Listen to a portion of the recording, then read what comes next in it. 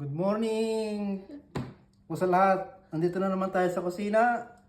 Magluluto tayo ng panibagong recipe. Gagawa po tayo ng lasagna.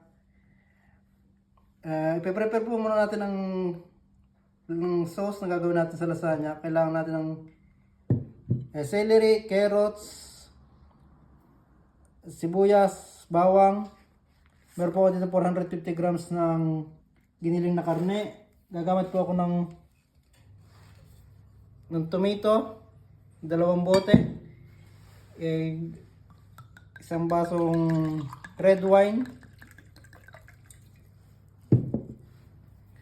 Una po gigilingin ko yung carrots para mas mabilis yung gawin.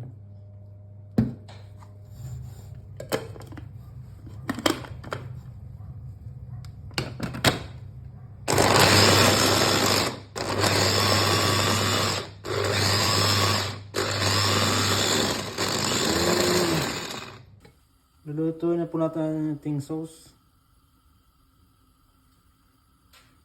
Meron po dito 405 grams ng giniling na karne.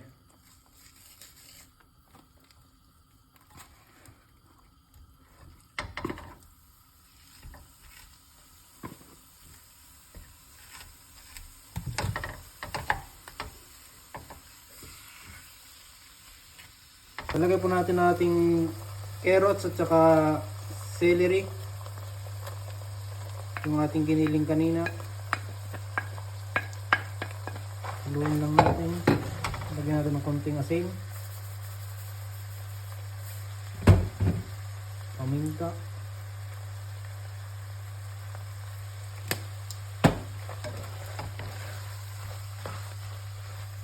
maglalagay din po tayo dito ng isang basong red wine.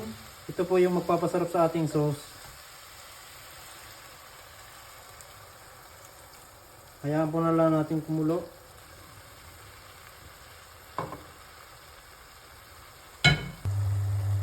Maglalagay na po tayo dito ng 2 bote ng pasata ng tomato.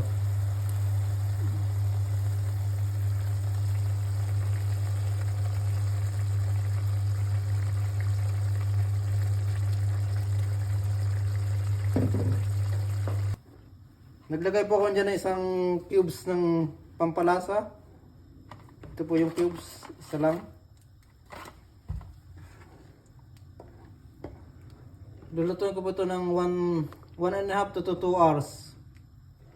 Mas matagal, mas masarap. Luluto lang po ito sa mainang apoy.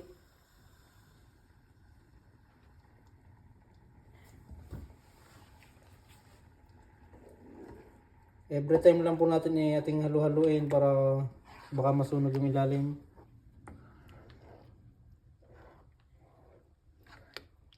After 2 hours, makita po natin ito nagmamantika na.